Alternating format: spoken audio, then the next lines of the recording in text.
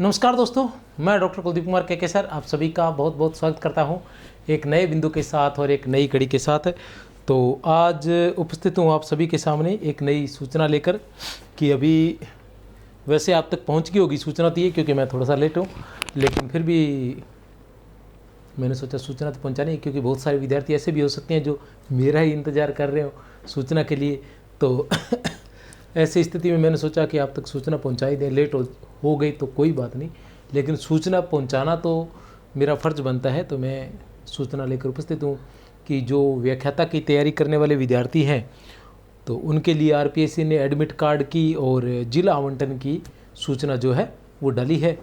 तो आप सभी के साथ शेयर करता हूँ और थोड़ा सा उसमें कुछ सूचनाएं हैं जिनके बारे में हमें गौर करने की ज़रूरत है, क्योंकि कुछ ऐसी चीज़ें होती हैं जिन पर हमें ध्यान देना बहुत ज़रूरी होता है। हम चलते ही चलते ध्यान नहीं देते हैं और फिर उसके लिए हमें पछताना पड़ता है। क्या है? आयोग द्वारा प्राध्यापक एवं कोच प्रतियोगी परीक्षा 2024 माध्यमिक शिक्षा विभाग का आयोजन दिनांक 23 जून 2025 से लेकर 4 जुलाई 2025 तक किया जा रहा है। उक्त परीक्षा में प्रत्येक प्रश्न पत्र हेतु OMR उत्तर पत्र के 5वें विकल्प को भरने के लिए 10 मिनट का अतिरिक्त समय दिया जाएगा।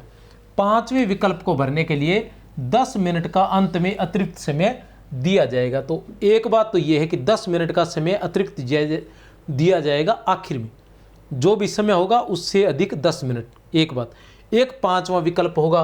अब 10 मिनट के साथ साथ 5वें विकल्प की एक और समस्या है कि 10% से अधिक, ये जो 5वां विकल्प है वो अगर आपने खाली छोड़ दिया, अगर आपको किसी प्रश्न का उत्तर नहीं आता है तो आपने उस 5वें ऑप्शन को जरूर भरना है।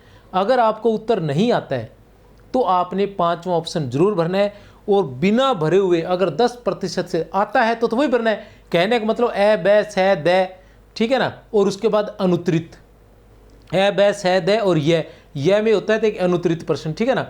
तो वो यह वाला जो है अगर ऊपर में से कोई आता है तो नहीं भरना, और ऊपर वाले में से कोई नहीं आता है, आप उसको खाली छोड़ के आना चाह रहे हैं, तो आपको जो आखिरी वाला है 5वां जो ऑप्शन है, 5वां जो विकल्प है वो आपको जरूर भरना है। और 5वें विकल्प अगर 10% से अधिक खाली रह गए तो आपकी कॉपी भी चेक नहीं होगी, और उसके लिए 10 मिनट दिए जाते हैं। तो बहुत बार ऐसा होता है कि हम क्या है कि नॉर्मल करने लग जाते हैं, तो वो नॉर्मल कॉपी जो है वो नहीं करने देते हैं, नॉर्मल प्रश्न नहीं करने देते हैं। बहुत बार ऐसा होता है, कुछ जगह कुछ सेंटर पर ऐसा हो जाता है कि 5वें विकल्प के लिए है 10 मिनट।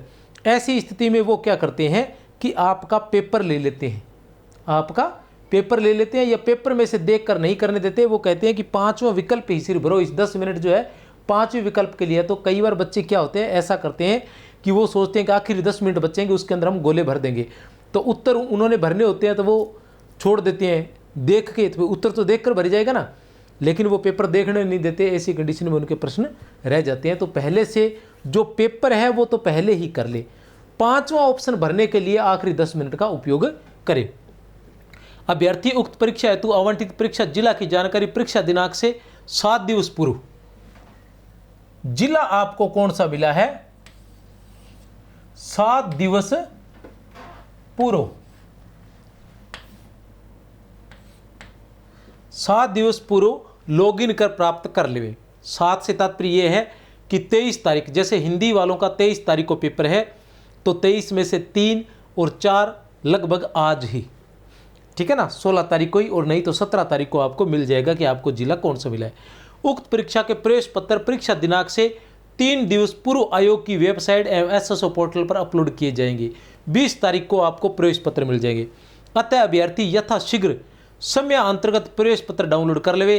परीक्षा केंद्र पर किसी भी परीक्षार्थी को प्रत्येक परीक्षा स्तर में परीक्षा प्रारंभ होने के 60 मिनट पूर्व तक ही प्रवेश दिया जाएगा।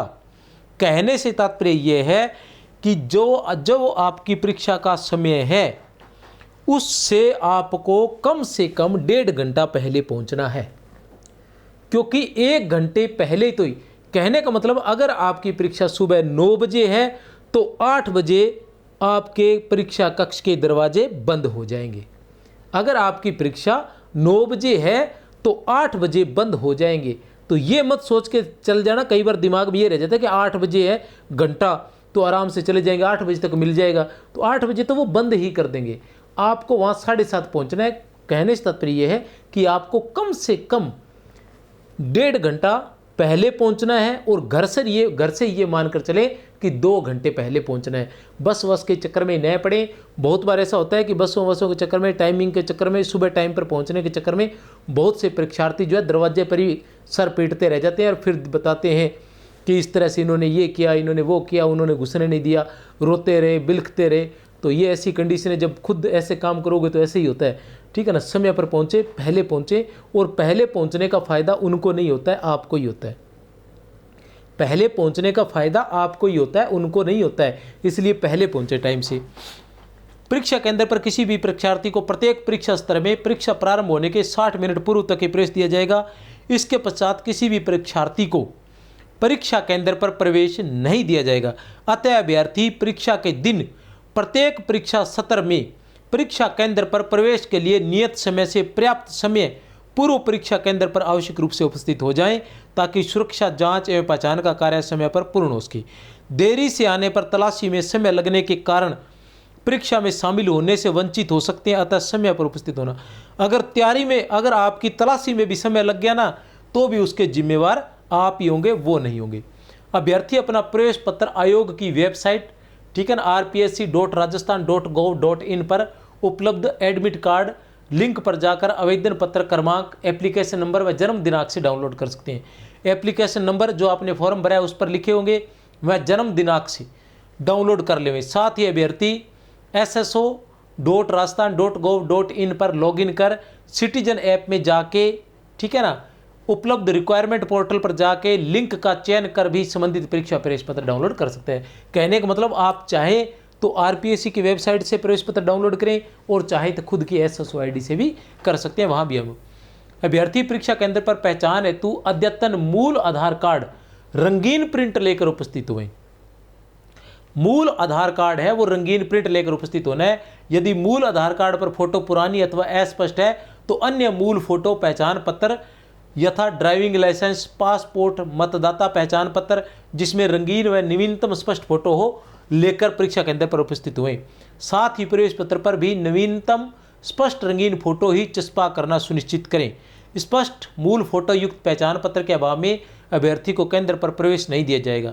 अभ्यर्थी परीक्षा हेतु प्रवेश पत्र के साथ जारी आवश्यक अनुदेशों का अवलोकन अवश्य कर लें। चेतावनी है ये छोटी सी, आयोग द्वारा किसी प्रकार के दलाल दुलूल समाज कंटक बीच में नहीं है, उनसे बचकर रहें, ठीक है। ये सारी सूचना थी, ध्यान रख लें।